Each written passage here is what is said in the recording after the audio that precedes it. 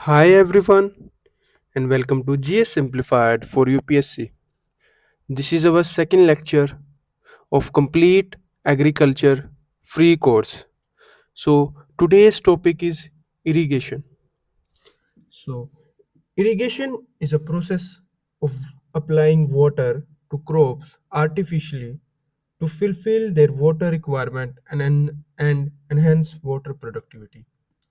So basically simply ये है कि इसमें आर्टिफिशियली हम पानी देते हैं क्रॉप्स को so that they can grow like what is the importance of water plant contains 90% water which keep them turgidity and keep them erect जो शेप होती है ना वो उसकी वजह से मिलती है वाटर को so water is an essential part of protoplasm it regulates temperature of the plant system it is essential for meeting the transpiration requirement ठीक है और उसके बाद जो भी है ना इट्स जो न्यूट्रिएंट्स है जो सोइल में न्यूट्रिएंट्स प्रेजेंट होते हैं उनको भी डिसॉल्व करने में हेल्प करता है और वो फिर अपटेक होते हैं in plants it is an important in photosynthesis तो ये सारा मतलब वाटर की जो है ना रिक्वायरमेंट है फॉर प्लांट्स सो वाटर हम क्या है पहले नेचुरली तो दे नहीं सकते उनको क्योंकि अभी आज के टाइम पे क्या ग्राउंड वाटर बहुत नीचे गया हुआ है और जो क्रॉप्स होती है उनकी रूट्स इतनी डाउन नहीं होती वो तो जस्ट 4 5 6 सेंटीमीटर कुछ इतनी रहती होगी वेरिंग क्रॉप्स टू क्रॉप तो इसलिए हमें फिर ना नेचुरल उनको आर्टिफिशियली पानी देना पड़ता है सो ये हो गया उसके बाद अब कुछ डाटा रिगार्डिंग एग्री इरिगेशन सो हमारा जो एट प्रेजेंट है ना 89% of available ground water is used for irrigation ICR की रिपोर्ट है so India has 4% of water resources और हमारे यहाँ पे पॉपुलेशन कितनी है 18% ऑफ पॉपुलेशन जो ह्यूमन की है और 15% ऑफ लाइफ स्टॉक तो देख लो 4% पानी है लेकिन इतनी सारी ज़्यादा पॉपुलेशन ऑफ वर्ल्ड तो हमें जो इस पानी को है ना बहुत ही अच्छे से यूटिलाइज करना पड़ेगा India is also the largest ground water using country ठीक है उसके बाद लो प्रोडक्टिविटी कि हमारे यहाँ पे जो हम इरिगेशन का जो मेथड यूज करते हैं उसकी वजह से ना हमारे यहाँ पे जो प्रोडक्टिविटी पर हेक्टेयर है वो काफ़ी कम है when 2.4 times more than Brazil and China. NASA 0.3 meter annual decline in groundwater.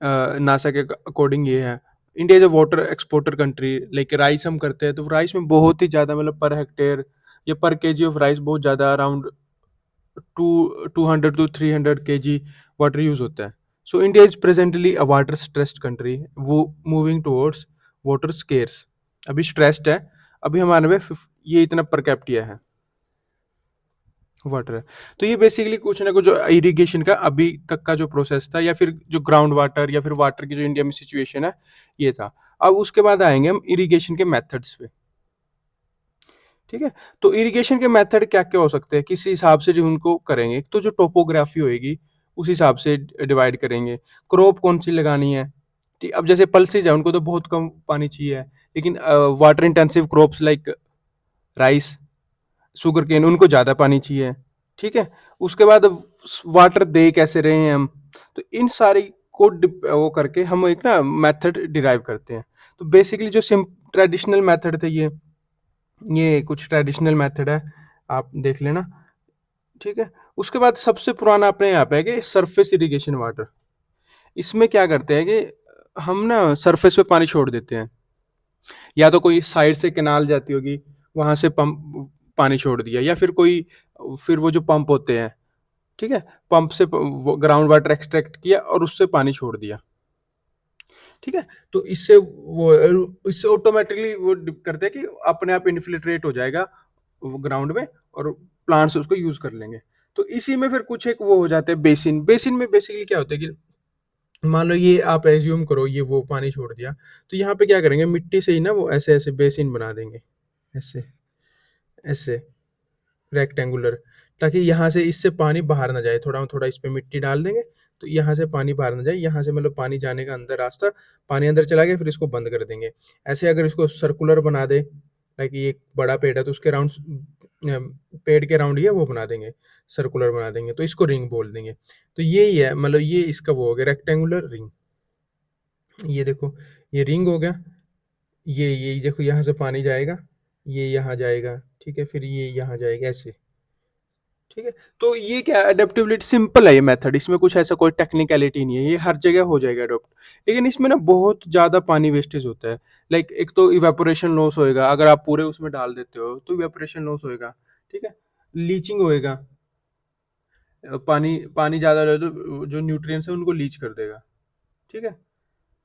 उसके बाद है हाई, ठीक है। उसके बाद आएगा टैंक इरिगेशन। टैंक में बेसिकली हम ना एक जो भी है ना उसको टैंक उसमें टैंक बना देते हैं, लैंड पे टैंक बना देते हैं, और उसमें फिर जो आर्टिफिशियल रेन वाटर है ना उसको स्टोर करते हैं। तो बेसिकली ये जो वाला जो मेथड है ना, ये साउथ साइड में ज़्यादा है। और हमारे पे आप हम उसमें देखिए, जैसे राजस्थान में बावरीज बोलते हैं हम, वो भी एक टैंक इरिगेशन मेथड ही है, लाइक वो आर्टिफिशियली बना देते हैं, ठीक है। उसके बाद है ये मोस्टली ना साउथ साइड में ज़्यादा फेमस है। Highest percent of tank irrigation is in Tamil Nadu. ये एक इसका जैसे वो है, ये एग्जांपल है टैंक इरिगेशन का, ठीक है। Natural filling during rain, aquaculture, इसमें फिर वो ना एक्वाकल्चर भी परफॉर्म कर सकते हैं, ठीक है। पानी देते रहेंगे, वो इसमें पानी रहेगा तो aquaculture side by side perform करते रहेंगे, ठीक है। Water can be used and stored and used in वो। तो इश्यूज क्या क्या हो सकते हैं, water borne diseases, silting reduces capacity, ठीक है। उसके जैसे सिल्टिंग में क्या होता है कि पानी की वजह से ये धीरे जो भी ये दीवार होगी उससे ना फिर ये पानी, उससे जो मटेरियल गिरता रहेगा उसके इसकी फिर स्टोरेज कम हो जाएगी इसमें, ठीक है।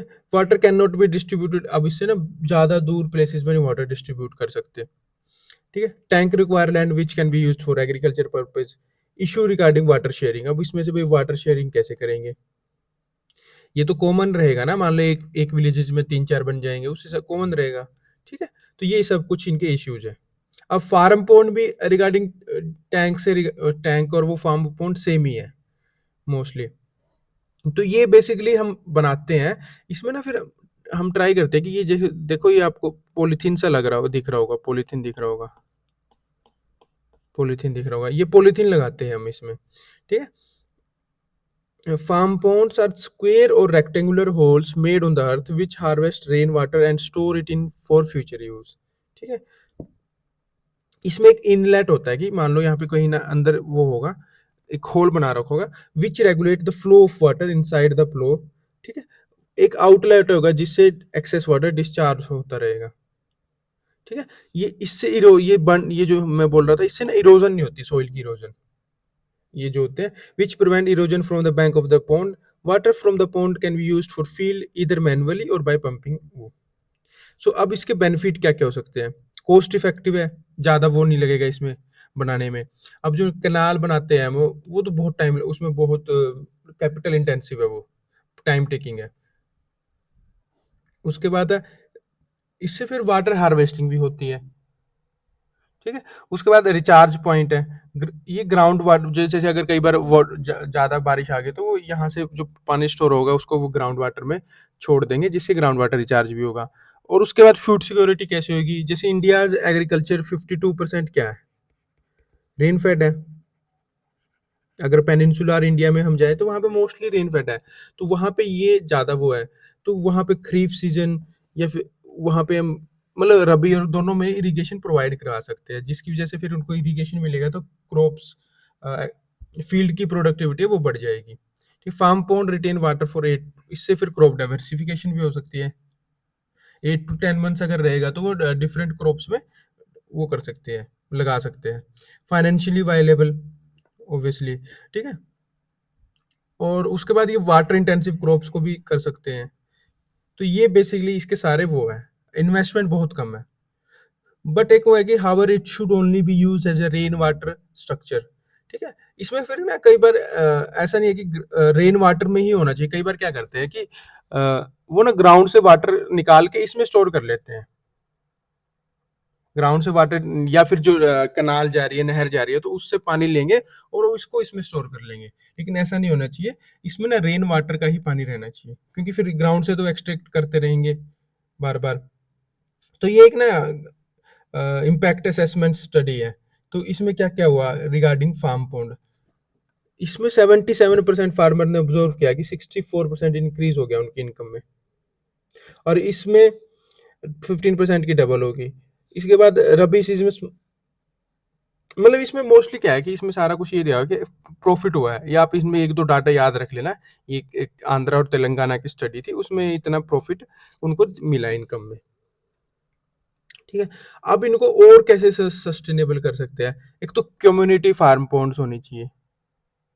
ठीक है, उसके बाद covering pond surfaces to reduce evaporation, उनका सरफेस को कि पॉलीथीन से ढक के रखे ताकि इवेपोरेशन लॉस कम होए। ठीक है, फिर उसका सरफेस एरिया कम होना चाहिए और डेप्थ ज्यादा होनी चाहिए।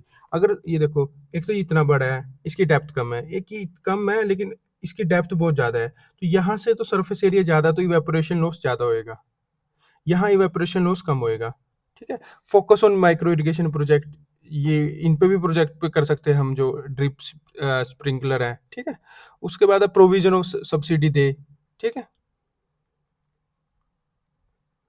ठीक है, अब उसके बाद आएगा माइक्रो इरिगेशन, ये मोस्ट इंपॉर्टेंट है, इससे रिगार्डिंग क्वेश्चन जरूर आता है। तो माइक्रो इरिगेशन में बेसिकली क्या है कि it is slow application of water above और below slow soil by drip, spray, sub surface और बबलर।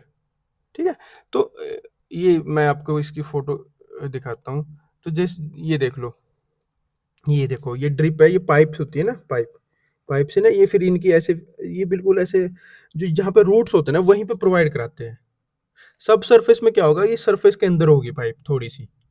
ठीक है, और स्प्रिंकलर में क्या होता है, स्प्रिंकल होता है ऐसे, वो ऐसे स्प्रे करते हैं, आपको आपने कई बार पार्क्स में देखा होगा कि पानी को कैसे स्प्रे करते हैं, वो स्प्रिंकलर हो गया। ठीक है, तो अब इसके उस पे आएंगे हम, माइक्रो इरिगेशन। तो ये कन्वेंस लॉस, ठीक है, जाते हुए पानी, इवेपोरेशन लॉस, क्योंकि पानी पाइप्स के थ्रू जा रहा है तो इवेपोरेशन, रन ऑफ नहीं होएगा पानी। ठीक है, अब आप पानी पूरा छोड़ देते हो उसमें फील्ड में, तो उससे पानी कहीं और भी जाता है ना, वो लॉस हो जाता है। डीप परकोलेशन, अब पानी ज्यादा नीचे भी नहीं जाएगा, सीधा रूट्स पे मिलेगा। अब ज्यादा डीप परकोलेशन चला जाता है पानी, वो फिर ग्राउंड में चला जाता है और वो फिर क्रॉप्स के उसमें काम नहीं आता।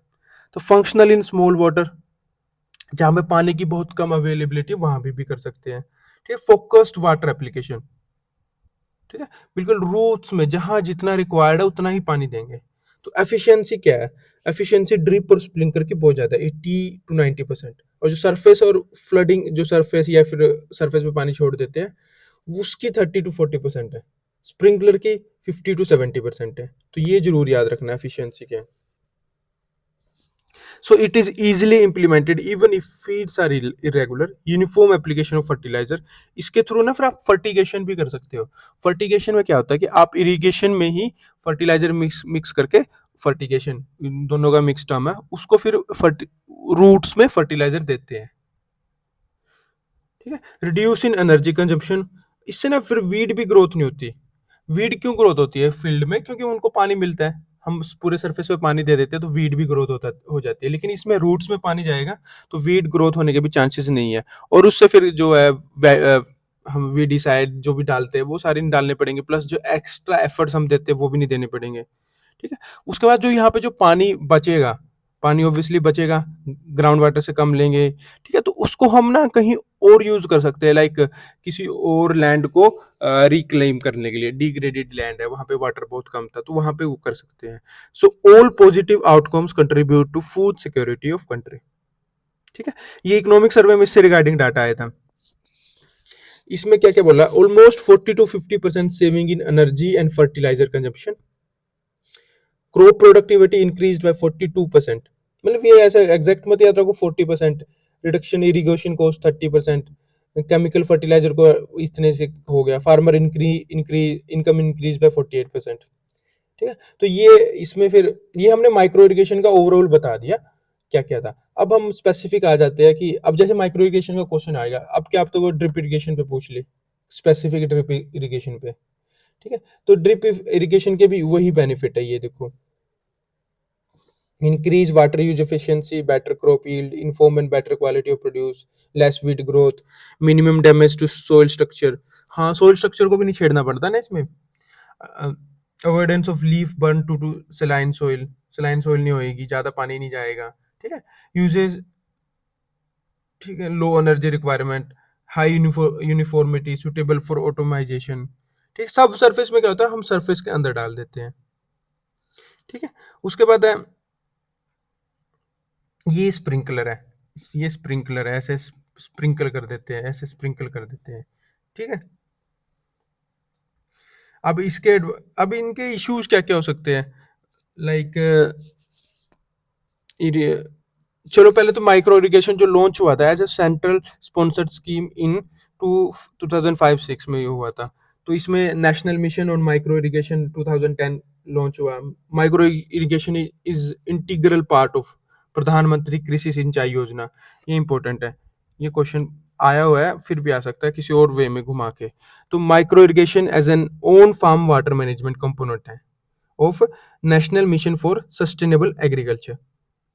ठीक है. उसके बाद माइक्रो इरिगेशन फंड है, initial of 5,000 crore. Micro irrigation जो कंपोनेंट है ना वो उसका है पर ड्रॉप मोर क्रॉप. ये आप समझ गए होंगे कि हम पानी बहुत कम देंगे और उसी से बहुत ज्यादा क्रॉप लेंगे, तो इससे क्या होगा, एग्रीकल्चर प्रोडक्टिविटी बढ़ेगी. चैलेंजेस क्या क्या हो सकते हैं, high initial cost of installation, क्योंकि इसमें जो वो ड्रिप पाइप्स वगैरह देनी पड़ेगी, पंप लगाना पड़ेगा, तो उसके थोड़ा वो है. मेंटेनेंस कॉस्ट है, अब उसको मेंटेन करना पड़ेगा, कभी उसमें क्लॉगिंग हो जाए, ठीक है, कहीं से टूट ना जाए. Possible of clogging when water poor water is used. Power availability. ठीक है. अब इसमें क्या है कि slower adoption pace for micro irrigation drip method. Task force बना था कि इंडिया का जो पोटेंशियल है ना, ये 20, ये इतना है हेक्टेयर है, बट इसका हमने 15% ही अभी तक पोटेंशियल रियलाइज करा है. ठीक है. उसके बाद ये गवर्नमेंट की स्कीम है, इसके 4 कंपोनेंट हैं. ठीक है. प्रधानमंत्री कृषि सिंचाई योजना, इसमें accelerated irrigation benefit programme, watershed development, हर खेत को पानी, पर ड्रॉप मोर क्रॉप. ठीक है. अब ये देखो इन्होंने इसमें फिर ये हर खेत को पानी में सरफेस सबसे पहले तो एक्सेलरेटेड इरिगेशन बेनिफिट. इसमें क्या है कि जो इरिगेशन के जो प्रोग्राम्स चल रहे हैं, कैनाल बन रही है, उनको थोड़ा ज़्यादा एक्सेलरेट करेंगे, जल्दी इम्प्लीमेंट करेंगे. ठीक है. और पर ड्रॉप मोर क्रॉप में आप क्या क्या यूज कर सकते हो, precision agriculture, rain water harvesting, ये सारा कुछ है. उसके बाद आएगा ये. ठीक है. उसके बाद ये स्कीम है देर आफ्टर. इसमें क्या क्या हो चुका है देखो, 500 crore to be invested to achieve हर खेत को पानी, to cover 28.5 lakh hectare area under irrigation. ये सारे मतलब इसमें वो है dedicated micro irrigation fund this much. ठीक है. तो ये सारा कुछ उस स्कीम के रिगार्डिंग था. अब आएगा फर्टिगेशन. फर्टिगेशन क्या होता है, फर्टिगेशन बेसिकली मैंने आपको बताया था, इसमें जब इरीगे पानी और उसको मिक्स कर देते हैं, फर्टिलाइजर को मिक्स कर देते हैं. ठीक है. उससे एक तो मैनुअल एप्लीकेशन नहीं करना पड़ता, मैनुअल नहीं करना पड़ता, तो फर्टिलाइजर हार्मफुल होते हैं. ठीक है. अगर हम उनका गलत तरीके से मतलब प्रॉपर तरीके से ना डालें तो हेल्थ के लिए हार्मफुल होते हैं. ठीक है. उसके बाद है क्विक एंड कन्वीनियंट हो गया, यूनिफॉर्मिटी इन एप्लीकेशन. मैनुअल में क्या होगा, आप हाथ से गिराओगे, हाथ से कहीं ज्यादा गिर सकता है, कहीं कम गिर सकता है, तो लेकिन इसमें यूनिफॉर्म एप्लीकेशन होएगी. ठीक है. ये क्वेश्चन आ सकता है, ये एक्सपेक्टेड क्वेश्चन है, क्योंकि इससे ये टेक्निकल टर्म्स है, ये इसमें यूपी प्रीलिम्स में भी पूछ सकते हैं, इसमें क्या क्या बेनिफिट हो सकते हैं. ठीक है. High efficiency and saving of fertiliser. Obviously fertiliser कम यूज होगा. अगर फर्टिलाइजर ज्यादा लीच नहीं करेगा, वो लीच सोइल्स में वो ज्यादा वो नहीं करेगा, उसमें क्या होगा कि रूट्स पे ही जाएगा डायरेक्टली, डायरेक्टली उनको कंज्यूम कर लेगा plant. Better penetration of phosphorus and potassium in layers, coordination of nutrient requirement with crop. ठीक है. अदर लाइक इसमें फिर ये हर्बिसाइड, पेस्टिसाइड, इनको भी हम ना इसी में मतलब थ्रू दिस इरिगेशन के थ्रू इनको भी लगा सकते हैं बाद में. ठीक है. ठीक है? इसमें फिर वो हो सकता है टॉक्सिसिटी टू फील्ड वर्कर्स, कुछ इश्यूज़ हो सकते हैं, chances of backflow into water source, ठीक है? जहाँ से वाटर आ रहा है क्या पता वहाँ से उसमें चला जाए, जहाँ से हम हमारा प्योर वाटर है उसमें चला जाए। Insoluble fertiliser can not be use, are not suitable, ठीक है? हाई कॉस्ट, ठीक है? अब उसके बाद आएगा ये उस स्कीम का जो था वो मैं स्कीम के जो 2 कंपोनेंट तो हमने पढ़ लिए थे माइक्रो इरिगेशन वाला, जैसे पर ड्रॉप मोर क्रॉप में क्या है कि उसमें तो वो है micro irrigation, basically micro irrigation रहेगा, ठीक है? कृषि सिंचाई योजना में उसमें हम वो हर खेत को पानी में उसमें ये जो प्रोजेक्ट है इनको हम इम्प्लीमेंट करेंगे, ठीक है? हर खेत को पानी में या command area distribution, lift irrigation, ground water development, traditional water harvesting जो भी है उनको करेंगे। अब आएगा एक्सेलरेटेड इरिगेशन बेनिफिट प्रोग्राम, ये रहा, providing financial assistance on on going major medium irrigation. इसमें कैग की रिपोर्ट आई थी कि इसमें क्या इश्यूज चल रहे हैं, कोस्ट ओवररन है, ठीक है? पहले 41,000 करोड़ था वो, क्योंकि इम्प्लीमेंट नहीं हुए टाइमली तो विद टाइम कॉस्ट इंक्रीज हो जाती है, 120,000 करोड़ है, डाइवर्जन ऑफ फंड कहीं और डाइवर्ज कर रहे हैं, delay in releasing of fund, ठीक है? अब उसके बाद आएगा वाटर शेड डेवलपमेंट। तो इसमें वाटर शेड क्या है? It is a Jio hydrological unit of land which is water and drained, ये ड्रेन्ड आएगा, drained through a common point. Management, अब इसको मैनेज करना है हमने, ठीक है? तो इसके फिर ये 3-4 कंपोनेंट थे पहले, integrated wasteland development programme, desert development programme, drought prone area programme. इन सबको हमने ना मिक्स वो कर दिया, कंसोलिडेट करके एक वाटरशेड डेवलपमेंट कंपोनेंट बना दिया उसका, प्रधानमंत्री कृषि सिंचाई योजना का, ठीक है? इसमें क्या इसके एम्स क्या हो सकते हैं? हमने कंजर्व करना है नेचुरल रिसोर्सेज को through soil vegetative cover, prevention of soil run of the water, ठीक है? Rain water harvesting, recharging of ground water table. इसमें बेसिकली क्या है, आप ऐसा समझो कि एक ये वाटर शेड है, एक ये लैंड है, ठीक है? इसमें पानी को हमें क्या ना सस्टेनेबली यूज करना है हमने पानी को, ये इसका वो है, ठीक है? Neeranchal is a design to strengthen and provide technical assistance to watershed component of प्रधानमंत्री सिंचाई योजना। अब ये एक वो आया था नेशनल वाटरशेड प्रोजेक्ट, इसमें क्या वर्ल्ड बैंक 50% फंड कर रहा है, ठीक है? इट प्रोवाइड सपोर्ट टू प्रधानमंत्री कृषि सिंचाई योजना in hydrology, water management, capacity building, monitoring and evaluation, ठीक है? उसके बाद अब आएंगे हम इरिगेशन में क्या क्या इश्यूज है, कुछ कुछ तो हमने ऊपर पढ़ लिए थे, अब और मैं बताता हूँ। तो ये आईसीआर वाला हमने पढ़ लिया था, नासा के भी जैसे 0.3 मीटर डिक्लाइन हो रहा है, वाटर स्ट्रेस्ड कंट्री है, ये ना मतलब आप कई बार पढ़ोगे तो आपके दिमाग में बैठ जाएंगे ऑटोमेटिकली, आप इनको क्वेश्चंस में यूज कर सकते हो, जहां भी अगर वाटर का यूज का आ रहा है ना वहां आप इसको यूज कर सकते हो डाटा में, नॉट जरूरी कि आप एग्रीकल्चर में यूज करो, ज्योग्राफी में भी यूज कर सकते हो, आप अपने एसए में कहीं भी यूज कर सकते हो। रीजनेबल इम्बैलेंस है, ये नेचुरली है कि गंगा ब्रह्मपुत्र बेसिन का ज़्यादा है, तो हम आप देखोगे जो इरिगेशन है वो मोस्टली नॉर्थर्न बेल्ट में है, UP Bihar and this Punjab Haryana इस बेल्ट में ज़्यादा है। तो no ground water use policy, हमारे यहाँ पे कोई पॉलिसी नहीं है कि हम, आप देख लो आप कितने एक्सट्रैक्ट कर सकते हैं ना ग्राउंड वाटर, अब आप अगर अपने खुद के घर में कोई वो लगा देते हो, मोटर लगा देते हो पानी की, तो आप वहां से कितना ही एक्सट्रैक्ट कर लो, आपके पास बिल ही आएगा, वो तो नहीं आता कुछ, और वहां तो बिल भी नहीं आता है ज्यादा in villages. No price of extraction of ground water. तो अब इसकी जो रूट कोज है प्रॉब्लम की वो ग्रीन रेवोल्यूशन में है। तो ग्रीन रेवोल्यूशन ने बेसिकली क्या हुआ, हमने राइस लगानी थी, तो rice is a water intensive crop, wheat लगानी थी, तो अगर अब हमें फूड में वो बनना है, सिक्योर बन रहा है, हम तो इम्पोर्टर थे, PL480 प्रोग्राम था, बाहर से ला रहे थे, तो हमें फूड सिक्योरिटी सिक्योर करनी थी, हमें राइस और वीट लगाने थे, लेकिन वो वाटर इंटेंसिव है, तो फिर गवर्नमेंट को सब्सिडी देनी पड़ी इलेक्ट्रिसिटी पे, वाटर पे, फर्टिलाइजर पे, ठीक है? इसकी वजह से क्या हुआ, मिस अलाइनमेंट हो गया हमारे क्रॉपिंग पैटर्न का, क्योंकि ये सारी चीजें यहाँ की जो है ना पंजाब हरियाणा यहाँ पे ज्यादा सुटेबल नहीं है ये,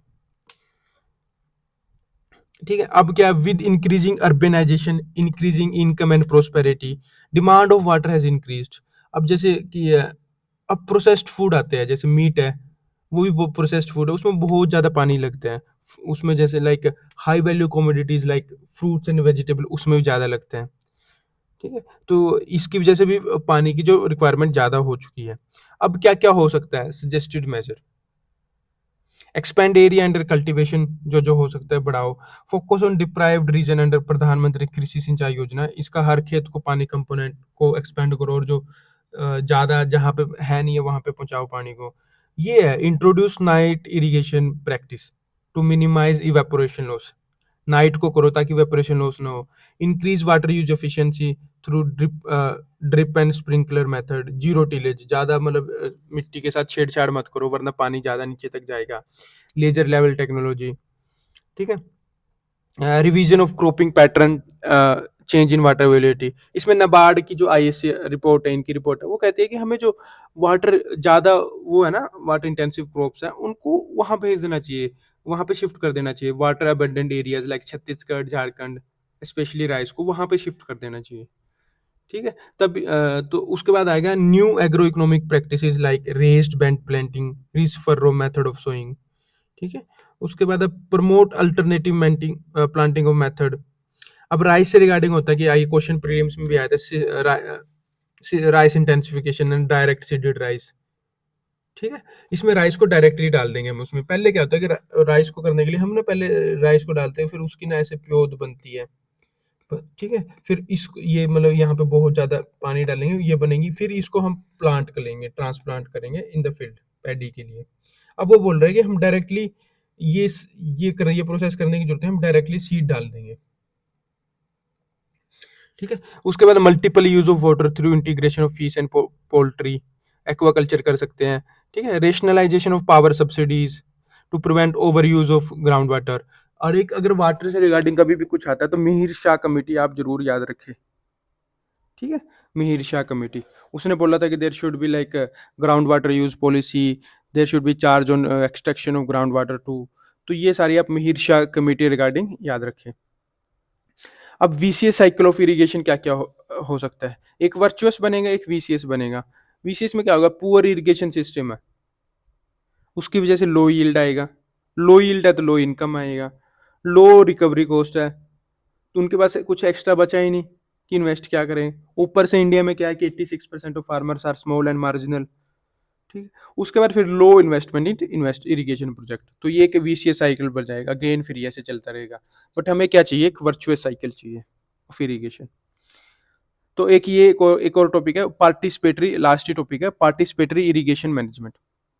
इसमें बेसिकली क्या करते हैं, इसमें ना वाटर यूजर एसोसिएशन बना देते हैं कि हर गांव में एक वाटर यूजर एसोसिएशन है। वो देखेगा, प्लान करेगा, डिज़ाइन करेगा, जो भी इरिगेशन प्रोजेक्ट बन रहे हैं छोटे छोटे, उनको देखेगा कि लोकल कंडीशन के हिसाब से एडजस्ट करेगा, ठीक है। Performance of government manage irrigation system has सब ऑप्टिमल। इनमें लैक ऑफ अकाउंटेबिलिटी जो गवर्नमेंट के प्रोजेक्ट्स है, poor service delivery, defer maintenance, ठीक है। तो इसमें बेसिकली क्या है कि हर गांव के हिसाब से हम वाटर यूजर एसोसिएशन बनाएंगे, तो वही वो करेंगे, उनको मेंटेन करेंगे। There are around 84,000 water user association covering 17.84 million hectare area. तो बेसिकली ये था आज का हमारा टॉपिक इरिगेशन से रिगार्डिंग। तो ये ही, इसमें हमने सारा इरिगेशन कवर कर लिया है कि what is irrigation, what are the methods of irrigation, ठीक है। और वेरियस क्या थे, ड्रिप स्प्रिंकलर, क्या क्या इश्यूज है इरिगेशन में, ठीक है, क्या हम कर सकते हैं। और एक जो 2-3 स्कीम्स इससे रिगार्डिंग, प्रधानमंत्री कृषि सिंचाई योजना, ठीक है। तो ये कॉम्प्रिहेंसिवली कवर हो गया, इससे बाहर कुछ नहीं आएगा। बस आपको जो क्वेश्चन आएगा ना उसके हिसाब से जो ये मटेरियल है ना उसको यूज करना है, आर्टिकुलेट करना है, ठीक है। उसके बाद if you like my content do subscribe to my YouTube channel GS simplified for UPSC. और एक ये free answer evaluation for beginners चल रहा है, आप अपना आंसर भेजिए, मैं आपको अ, अपने जो मेरी अंडरस्टैंडिंग के हिसाब से आपको रिमार्क्स दूंगा कि आप कहाँ पे इम्प्रूव कर सकते हैं। और एक मैंने जैसे ये सीरीज एग्रीकल्चर की चल रही है, ऐसी ही सेम सीरीज वो है इंटरनल सिक्योरिटी की है, जिसमें मैंने इंटरनल सिक्योरिटी का